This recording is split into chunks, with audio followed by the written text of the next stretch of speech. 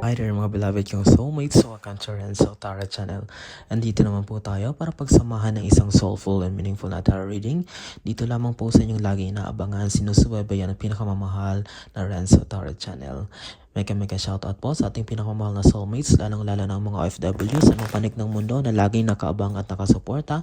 Mahal ko po kayo lahat. Maraming salamat sa nakakatabang suporta. Nakakataba sa puso na suporta. Okay? And if this is your first time po sa ating channel, huwag niyo pong kalimutan mag-like, mag-comment po kayo at please subscribe po para mas marami pa pong soulmates ang ating matulungan at makakilala po sa ating channel. Ang ating pong reading ngayon ay dahil po bukas po ay February 10, magsisimula na po ang Lunar New Year or yung Chinese New Year, ay titingnan natin kung ano magiging kapalaran. Pinakamamahal kong nasa sign ng Gemini sa Lunar New Year 2024 reading. Sige, wag na natin pang patagalin pa, simulan na po natin. Okay, Spirit Universe, Spirit Guides, Lunar New Year 2024 message para sa ating pinakamamahal na nasa sign ng Gemini. Please share po ang ating video. Kahit hindi po kayo Gemini, kung nakaresonate po kayo sa video natin, pwede po kayo manood sa video natin ngayon or sa reading natin ngayon as cross watcher. Sige po, tingnan natin, ang daming lumabas. Ayusin lang po natin. Wow, this is a beautiful opening card. Ang gandang panibulang baraha sa iyong Lunar New Year 2024 reading, Gemini. Knight of Cups. Parang may isa kang napakalaking problema na na-solve, Gemini. Ito yung energy na receive ko dito. Galing kasi isang malaking uphill battle, isang malaking laban na iyong napagtagumpayan. Here you are, hawak-hawak ang cups at umuwi kang tagumpay. Ano ba ito? Congratulations, Gemini. Ano ba itong, may naipinalo ka bang kaso? May nakapasa ka ba? Na-promote ka ba? Basta it's all about talagang na pinaghirapan mo. And it seems that talagang you defy all odds. Talagang marami kang napagdaanan para makomit ang tagumpay na ito. At para sa hindi pa, and you are assured of achieving something big, something great in your life.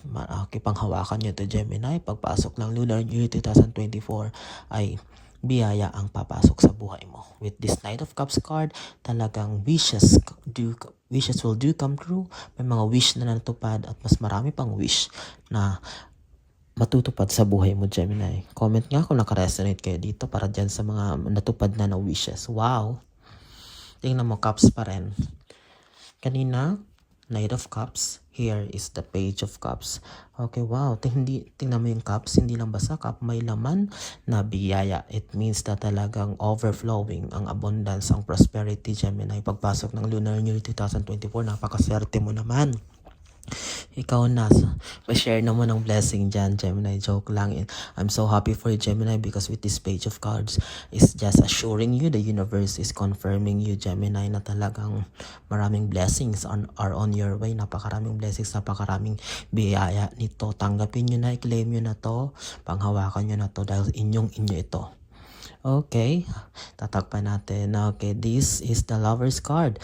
Para ito sa may mga kinalaman, sa mga kung kayo single, Gemini, this is the perfect time para ma-in love muli. Alam mo yun, para ma-involve muli sa isang commitment or sa isang relationship.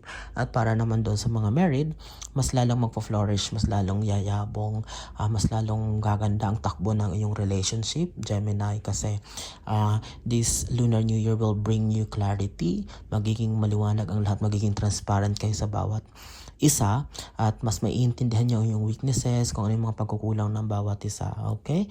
Gemini, napakagandang barahan nito because pinapakita nito.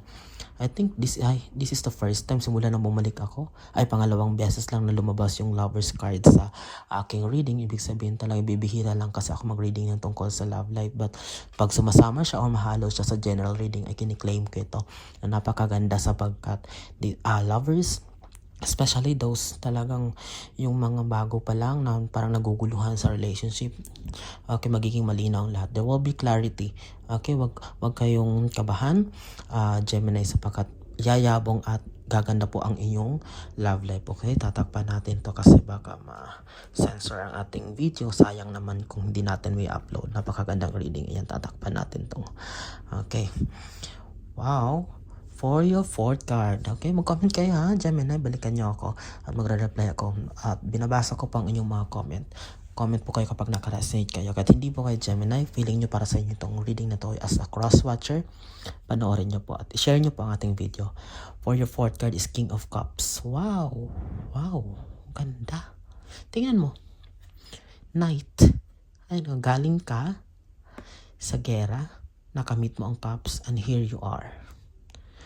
Hawak mo yung cups, nakaupo ka na sa trono. Talagang may isang malaking patutunguhan ka, Gemini. Claim it. May posisyon na nakaabang sa'yo. May lugar na talagang nararapat ka kung saan ka na you belong. A very special place where you belong. Okay, Gemini? Wow. You are bound to, alam mo yun, para kasi isang napakalaking bagay. It seems na paging leader ka, tingnan mo, king. You will be commanding. You will be sitting on a throne like a king in sense na talagang, alam mo yun, galing ka sa isang laban, napakalaking laban na nakamit mo ang tagumpay, and here you are, will be sitting na lang, sitting pretty na lang. Okay?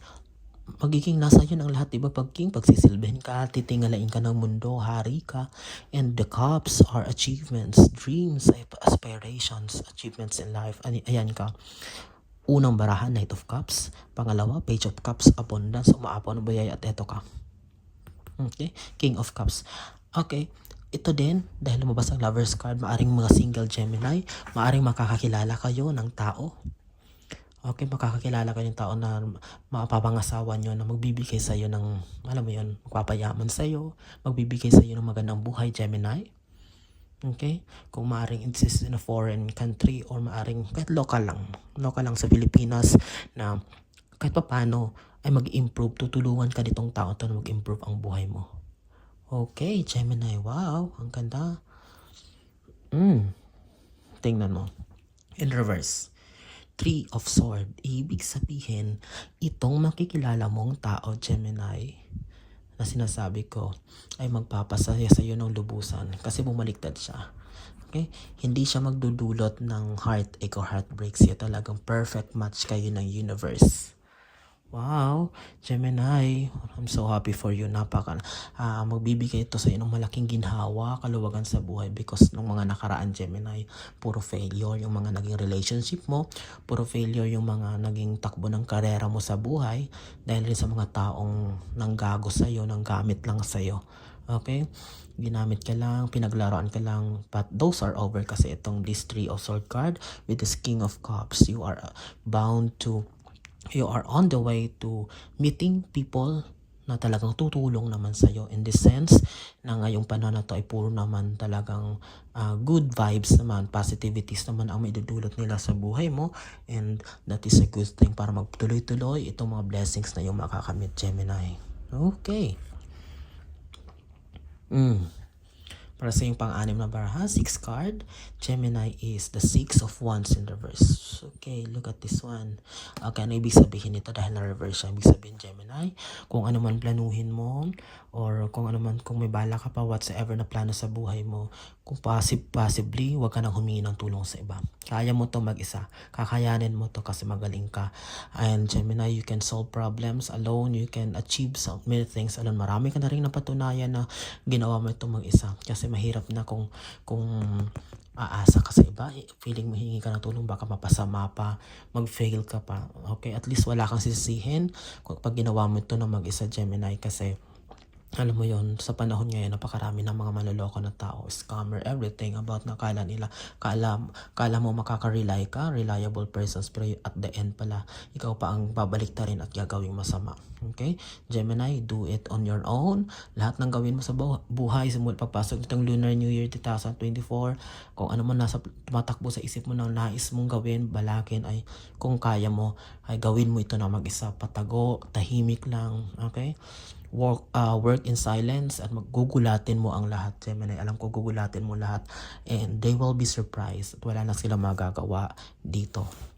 Wow, napakagandang baraha. Okay, Gemini, para sa iyong pampitong baraha, para sa iyong reading ngayong Lunar New Year 2024.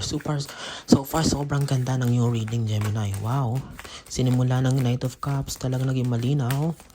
Kita nyo, tapusin nyo itong reading natin, talagang nakikita nyo nagko-connect talagang baraha. Maraming nagsasabi na napaka-detalyado ko rin mag-reading. Yes, maraming salamat po sa iyong comment po. Okay? Para sa pampitong baraha. Cups na naman. Magkatapat sila ng Page of Cups. Here, pinapakita lang ditong Four of Cups na talagang marami kang ambisyon sa buhay. Gemini, napakarami mong plano, maraming tumatakbo sa isip mo. You are nililay mo yung lahat ng options, possibilities, and that is a good thing. Huwag tayong makontento sa kung alam natin kaya naman natin. Okay, huwag tayong makontento sa ganyang buhay, Gemini. Dream big, okay? Itong pinapakita nito, you are dreaming bigger adventures in life. Nangangarap ka ng mas paglago, pas umangat na posisyon sa buhay, at walang masama dyan.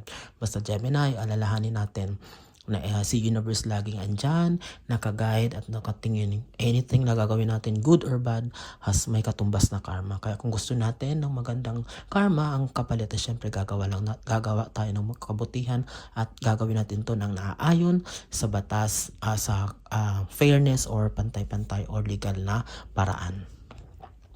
Okay? For your last 3 cards tayo sa ating napakagandang reading sa Lunar New Year reading para sa ating mga pinakamamahalan na sign ng Gemini, Spirit Universe, Spirit Guides. Last 3 cards po. Please share po ha. I-share nyo po ang ating reading natin ngayon sa inyong mga kakilala, kaibigan, kamag-anak, kaopisina na mahilig kayo sa tarot reading na hindi pa nakaka-subscribe, nakakakilala sa ating channel, ay ipakilala nyo po ang Renzo Tarot Channel. Okay, para mabigyan din po natin sila, matulungan din natin sila na mag-guide para sa kanilang magiging mga everyday plans, futures in life. Okay? Sige. Spirit Universe, last card please. Spirit Universe. Spirit Universe, Spirit Guides, last card. 10th and last card para sa Gemini. Gemini. Ayun. May bonus, dalawa yung pumagsak. Sige. Sige. Ayan. Gilid lang natin yung bonus card. Para sa yung pangwalong baraha. Cups na naman. Walang tigil itong cups. Tingnan mo. 4 of Cups, 6 of Cups. Talagang may malaking biyaya na parating. Maraming achievements na parating. And don't forget, tingnan mo, hindi lang basta siya normal na blessing ha. Talagang bountiful, malaki. Tingnan mo, may mga laman na mumukadkad. And don't forget to share it. Okay, this is also in relation with this Lover's card. Papakasal sa tao, at ang pagpapakasal sa tao na to ay magtutulong sa iyo para umulad ang buhay mo. Okay, yan, nakatapat pa sila ng Lover's card. It's all about marriage. Okay, Gemini. Okay, pero wag mo tong kusa tong darating sa universe ang bahala kung sino tong tao na to na ipapakilala sa iyo. But sabi ko pagpasok nitong Lunar New Year na to, ay ayun, congratulations, makikilala mo itong tao na magbibigay sa iyo ng kaginhawaan sa buhay. Okay, tingnan mo na, bounty, flourishing, flowers with cups with flowers. Ibig sabihin talaga na mamumukadkad ka. Mamumukadkad ang love life mo, ang career mo, Gemini.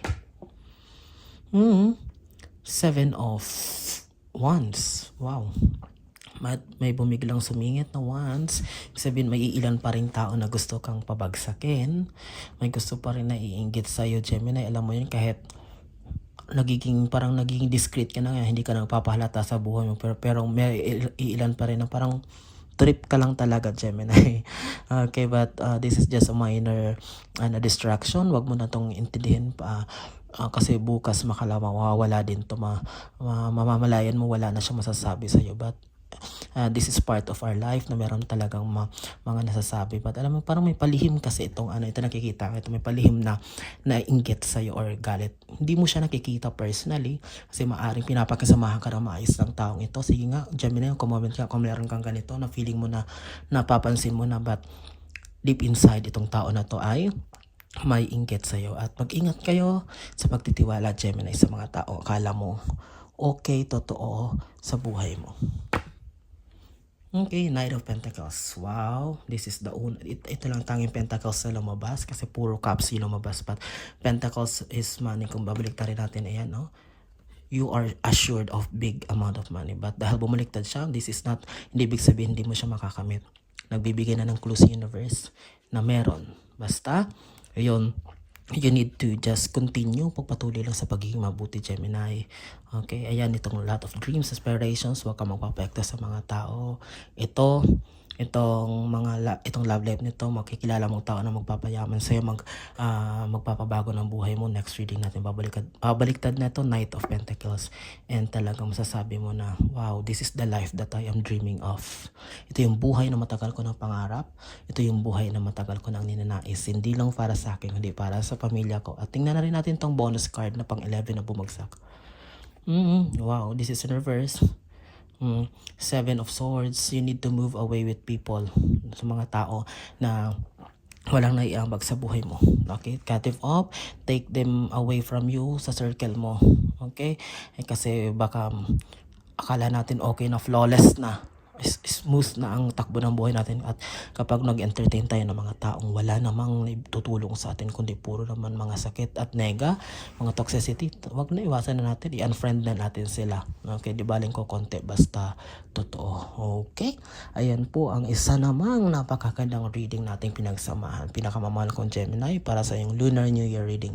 Naway natulungan ko kayo, na guide ko kayo sa mga gagawin nyo at mga plano niyo sa buhay. Maraming salamat sa inyong walang sawang tiwala, support at pag-aabang hanggang sa susunod nating pagsasama. Maraming salamat. Mag-iingat kayo lagi and God bless us all.